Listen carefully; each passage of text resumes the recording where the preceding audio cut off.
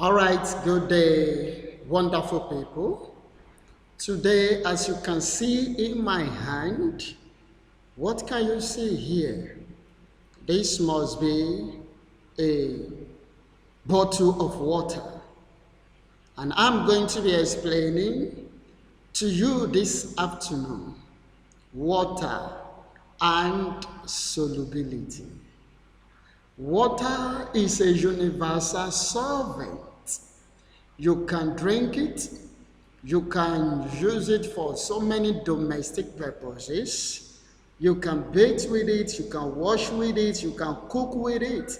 So water is everybody's necessity. And that is why this water is a must to be studied by all chemistry students. Let us go on to what we have for the day. Water and solubility. Water can be defined as universal solvent. The word universal solvent shows that water can dissolve every solute, at least to a certain extent. If not all, but all solutes can be dissolved to certain extent, if not completely. So water is important. Water can be categorized as natural. Natural water can also be called untreated. That is why it's in bracket. You can see it here. It's in bracket. Anything that is in bracket means the same thing that is beside it that is not in that bracket. And treated water. Look at it. Treated water can also be called natural. That is, waters that are not treated. They are also called natural water. Examples of natural or untreated water are number 1, rainwater, number 2, spring water, number 3, well water, number 4, rainwater, number 5, lake and sea water. Now, rainwater. Rainwater is the purest form of natural water. That's quite interesting. Hope you understand that. Rainwater is the purest form of natural water because it is formed as a result of condensation of water vapor in the atmosphere. So, if you are asked this question, and I know you have a lot of questions, just go to the comment side, put your questions there. I will always be ready to respond to it. Why is rainwater regarded as the purest form of water? The reason is because it is formed as a result of condensation of water vapor in the atmosphere. You can even ask your friends the question, and if they don't know it, just tell them the answer and you are good to go. Look at the next point here. In other words, it is a natural form of distilled water. The natural form of distilled water. Now, in the other hand, let's look at treated water. Now, treated water. Water is being treated for special purposes. Examples of treated water. Number 1, distilled water. Number 2, pipe-borne water.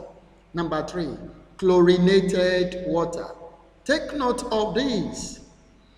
Distilled water is used for analytical purposes in laboratory, in chemistry lab and in other lab.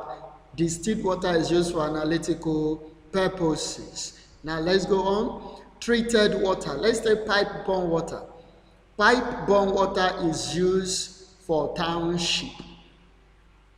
Gone are those days when all the streets have one source of water provided by the government. Pipe-borne water, they go there to fetch. It is used, it is treated so that everybody in the community can access it. Now the second one is chlorinated water. This is used in swimming pool. Chlorine is added in order to kill germs. Next slide. Water for town supply. The water that is supplied to town is treated using the following processes. Okay, number one of the processes is coagulation. Number two is sedimentation. Number three is filtration. Number four is disinfection. Take note, what are the processes involved in the treatment of water that is expected to be supplied to town? Number one, coagulation. Number two, sedimentation. Number three, filtration. Number four, disinfection. I take coagulation. Coagulation is the process of adding alum, potash alum. And when you add it, all the dirt will be clothed.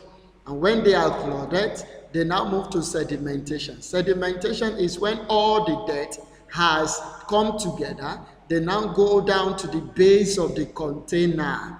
Now you can now filter. When you filter, those dirt at the base of the container can be taken off. Now you now add disinfectant.